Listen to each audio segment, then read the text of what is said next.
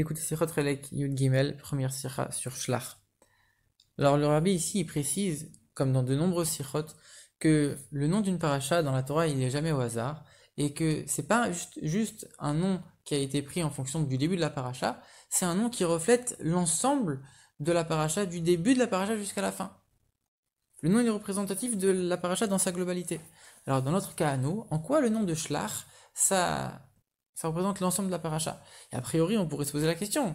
Il y a certes au début l'histoire des explorateurs, c'est pour ça qu'on appelle Shlach, mais après, on parle de pas mal de mitzvot, dont la mitzvah des tzitzit qui équivaut aux 613 mitzvot. Donc pourquoi on n'aurait pas choisi le nom d'une de ces mitzvot pour la paracha? Finalement, l'histoire des explorateurs, c'est qu'une histoire. Pourquoi ça passe avant les mitzvot? Alors, il faut d'abord comprendre c'était quoi la faute des explorateurs. Finalement, ils sont venus, ils ont dit le peuple vers lequel on va monter, il est fort, il est dur, les villes, elles sont fortifiées, elles sont dures à conquérir. Mais qu'est-ce qu'on leur avait demandé? Va nous dire comment elles sont les villes, va nous dire comment ils sont le peuple. Donc ils ont juste respecté leur engagement. En quoi c'était une faute? En vérité, eux, ils ont ajouté, ils ont conclu en disant on ne pourra pas y aller, on ne pourra pas conquérir, c'est trop dur. Moshe Rabbeinu leur avait demandé d'aller voir, certes, mais uniquement pour voir comment conquérir. Mais c'était même pas une question pour lui que la conquête elle était possible. Dieu nous a demandé, alors c'est possible, on va le faire, on va réussir. Et eux, ils ont ajouté une conclusion d'eux-mêmes en disant on ne pourra pas réussir à conquérir cette terre. Donc a priori, l'enseignement ici il est clair, c'est de savoir que chaque mitzvah que Dieu nous ordonne, elle est forcément à notre portée, puisque Dieu il nous la donne, c'est uniquement parce qu'on a la force de l'accomplir. Si on voit que déjà un homme qui demande à un autre un service, il ne va pas lui demander quelque chose qui est au-delà de ses forces. A priori, à plus forte raison, quelqu'un qui a créé quelque chose, qui a créé un ustensile, un outil, il va jamais exiger de cet outil une action qui est au-dessus de sa capacité pour briser l'outil. Non, il va uniquement faire ce qu'il sait que l'outil est capable de faire. Alors de la même manière, Dieu qui nous a créés, et en plus de ça c'est l'essence du bien, de la justice, de la droiture, etc. S'il nous demande quelque chose, c'est que forcément on a les forces pour l'accomplir. Moshe Rabbeinu, comme on l'a dit, il voulait juste voir comment conquérir, mais il était sûr qu'on allait pouvoir la conquérir.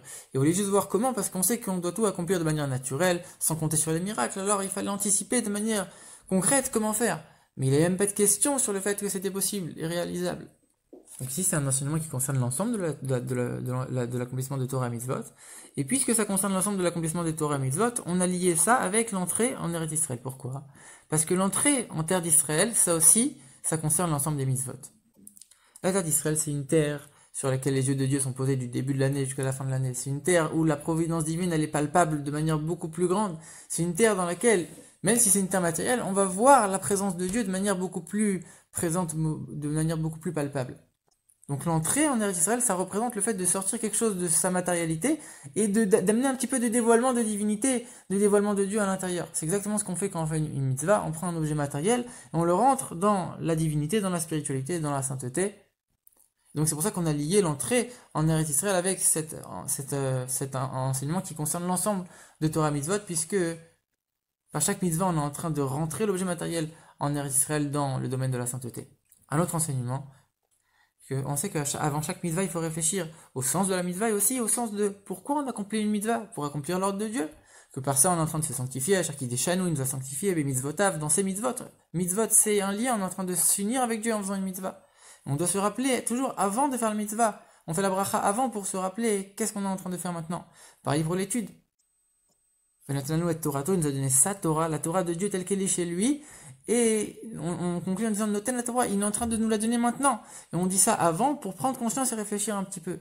De la même manière, avant d'accomplir la mitzvah de conquérir la terre d'Israël, on a été exploré pour un petit peu réfléchir et préparer cette mitzvah. C'est de la même manière. C'est pour ça que c'est un enseignement qui concerne l'ensemble des mitzvot et qu'on a choisi le nom de Shlach pour cette paracha, puisque ce nom il inclut en lui l'ensemble des mitzvot qui sont énoncés aussi par la suite. Une autre question qui reste, c'est pourquoi finalement, si ça nous enseigne tellement de belles choses, pourquoi ça a été une initiative de Moshe Rabbeinu et pas un ordre de Dieu directement? Alors, on a déjà souligné l'importance de faire de ce monde-là une demeure pour Dieu, de faire du matériel, que le matériel soit apte à recevoir la divinité. Ici, c'est la même chose. Si ça avait été un ordre de Dieu, alors Dieu, il nous demande, il est au-dessus de nous, et nous, on écoute, on est en dessous.